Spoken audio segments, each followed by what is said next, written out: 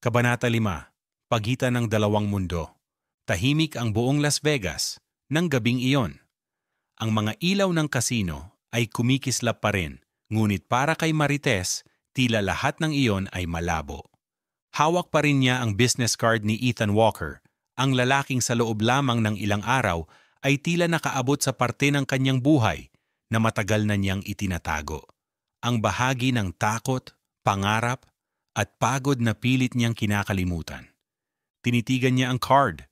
Malinis, simple, at elegante, parang si Ethan. Immigration lawyer, nakasulat sa ibaba. Minsan pa niyang binasa bago dahan-dahang inilapit sa kanyang dibdib. Kung siya nga ang sagot sa problema ko, handa ba akong magtiwala? Kinabukasan, nagkita silang muli. Sa parehong park kung saan unang nagtagpo ang kanilang mga landas, dala ni Ethan ang 2 kape at isang maliit na paper bag. Good morning, Miss Marites.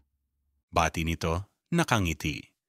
Good morning, Mr. Lawyer. Biro niya, Breakfast. sabay abot ni Ethan ng bag. I figured you'd skip it again. You look like someone who works too hard. Ngumiti siya, ngunit sa loob-loob niya may kakaibang ginhawang bumalot sa puso niya. Sanay siyang magtiis, sanay siyang magpanggap na okay, pero sa mga mata ni Ethan, tila nakikita siya hindi bilang kasambahay, kundi bilang tao. Thank you. Mahina niyang sabi, You're welcome. tugon ni Ethan. And I was serious about what I said last night. If you ever need help, you can talk to me. I won't charge you for coffee consultations. Natawa siya ng mahina. What if it's not about coffee?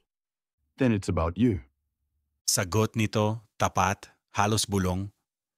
Sa mga sumunod na araw, hindi na niya naiwasang isipin si Ethan. Sa bawat pagbangon niya sa umaga, sa bawat silid na nililinis, sa bawat gabi na napapatingin siya sa kalangitan ng Las Vegas, lagi niyang naiisip ang lalaking tila ipinadala ng tadhana sa tamang oras. Ngunit sa likod ng mga ngiting iyon, may sumisilip na pangamba. Paano kung malaman niya ang totoo? Na malapit na akong mawalan ng visa. Na baka isipin niyang ginagamit ko lang siya. Isang gabi, inimbitahan siya ni Ethan sa isang charity gala kung saan isa ito sa mga tagapagsalita. Sa una, tumanggi siya, ngunit mapilit si Ethan. It's just dinner. I want you to experience something different, even for one night. Kaya heto siya ngayon, nakatayo sa harap ng salamin, nakasuot ng borrowed na dress mula kay Ate Delia. Kulay maroon iyon, simple, ngunit elegante. Ang kanyang buhok ay nakaayos, at sa unang pagkakataon mula nang dumating siya sa Amerika, muli niyang nakita ang sarili, hindi bilang housekeeper, kundi bilang babae. Pagdating niya sa event, agad siyang sinalubong ni Ethan. You look beautiful. Sabi nito, halos bulong, namula siya. Thank you. This is all new to me.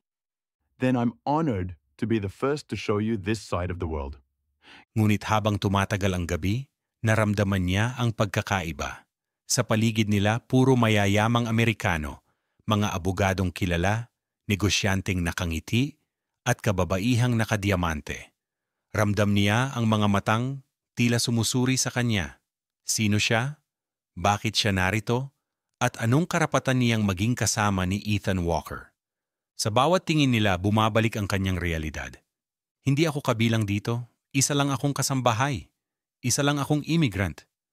Hey, Bulong ni Ethan, tila nabasa ang iniisip niya. ignore them. They don't matter. They do. Sagot niya. You belong here, Ethan. I don't. Don't say that. Mahina ngunit mariin ang boses nito. You belong wherever you choose to stand. Tinitigan niya ito. May katotohanan sa boses ni Ethan, ngunit may limitasyon din ang kanyang katotohanan. Kinabukasan, habang nag-aayos ng linen sa motel, napaisip siya, ang mundo ni Ethan ay puno ng liwanag, ng prestihiyo, respeto, at seguridad.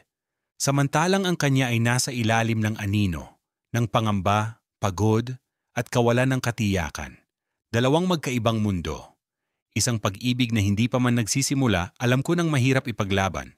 Ngunit sa kabila ng lahat, bakit tila hindi niya kayang itigil ang tibok ng puso niya tuwing naririnig ang pangalan ni Ethan? Kinagabihan, tumawag si Ethan. I'm flying to San Francisco tomorrow for a conference, Sabi nito. but I'll be back in 2 days. Will you have dinner with me when I return? Natigilan siya. Dinner? Yes. And no excuses this time. Napangiti siya kahit pilit. I'll think about it. Don't think too hard. Biro nito. Let your heart decide. Pagkatapos ng tawag, mahigpit niyang hinawakan ang telepono. Let your heart decide. Ngunit paano kung ang puso ang kalaban ng batas? Paano kung ang pag-ibig na ito ay simula ng kapahamakan niya? Sa labas ng bintana ng kanyang maliit na kwarto, tanaw niya ang mga ilaw ng lungsod, mga ilaw na dati ay pangarap, ngayon ay paalala ng kanyang realidad. Magkaibang mundo sila ni Ethan, ngunit sa ilalim ng parehong kalangitan, iisa lang ang bituin na pinagmamasdan nila. At sa gabing iyon, habang pinipigilan ang sariling umasa, bulong niya sa hangin. Kung ito ang batas ng puso, sana'y kaya kong labagin.